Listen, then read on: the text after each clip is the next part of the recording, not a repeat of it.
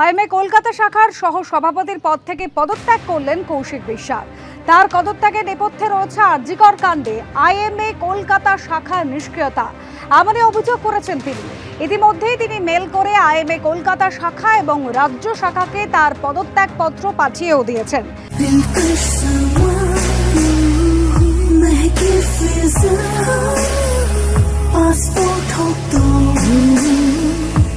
Monet Passport, French artistry in perfumes, never let go.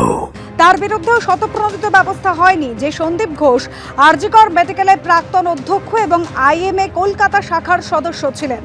IMA হেডকোয়ার্টারের নির্দেশের পর সন্দীপের বিরুদ্ধে ব্যবস্থা নেওয়া হয়, এমনই অভিযোগ জানিয়েছেন কৌশিক বিশ্বাস। আইএমএ কলকাতা শাখার সহ সভাপতির পদ থেকে পদত্যাগ করলেন কৌশিক বিশ্বাস।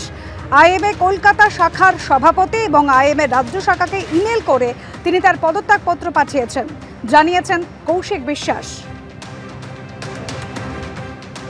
আমি আজকে আইএমএ কলকাতার ভাইস প্রেসিডেন্টের পদ থেকে পদত্যাগ করেছি এবং সেই মর্মে আমি একটি চিঠি কলকাতা ব্রাঞ্চের সভাপতি বা সভানেত্রী ওনাকে পাঠিয়ে দিয়েছি এবং আইএমএ স্টেট কমিটিকেও আমি চিঠিটা আমাদের সংগঠনের নিয়ম অনুযায়ী পাঠিয়ে দিয়েছি। আরজিকর কাণ্ডের পরিপ্রেক্ষিতে আইএমএ কলকাতা ব্রাঞ্চের ভূমিকাটা খুবই হতাশাজনক ছিল, সেইটা একটা নিশ্চিত করেই কারণ যেটা আমারকে মনে হয়েছে যে আমার আর ঠিক মেনে নিতে পারছিলাম না। গত 1.5 মাসে আরজিকর কাণ্ডে আইএমএ কলকাতা ব্রাঞ্চের সেরকম কোনো অ্যাক্টিভিটি কিন্তু হয়নি। এটা আপনি নিশ্চিত করে, আমিও সহসভাপতি হিসেবে তো তার দায়িত্ব এড়াতে পারি না।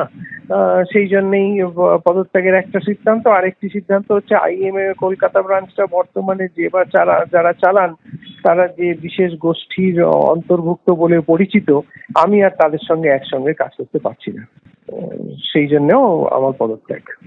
আরজিকর মেডিকেল কলেজের প্রাক্তন অধ্যক্ষও তো আইএমএ ক্যালকাটা ব্রাঞ্চের একজন পদাধিকারী।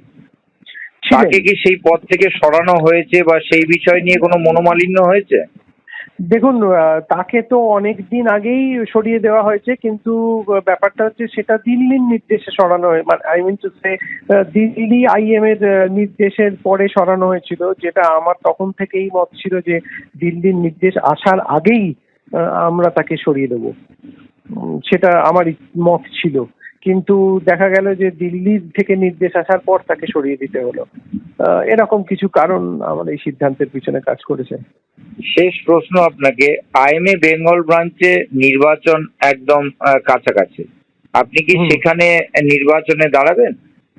না না না না, আইএমএ রাজনীতি মুক্ত থাক, এটাই আমার ইচ্ছা। আমি এই নির্বাচনে কোনো রকম ভাবেই অংশগ্রহণ করছি না। আইএমএ আজীবন সদস্য আছি, সেরকম ভাবেই থাকবো। সংগঠনের যখন দরকার হবে কাজ করে দেবো, কিন্তু আমি রাজনৈতিক ভাবে যেহেতু একাধিক পদে রয়েছি সেই জন্য আমি আইএমএ নির্বাচনে দাঁড়াচ্ছি না।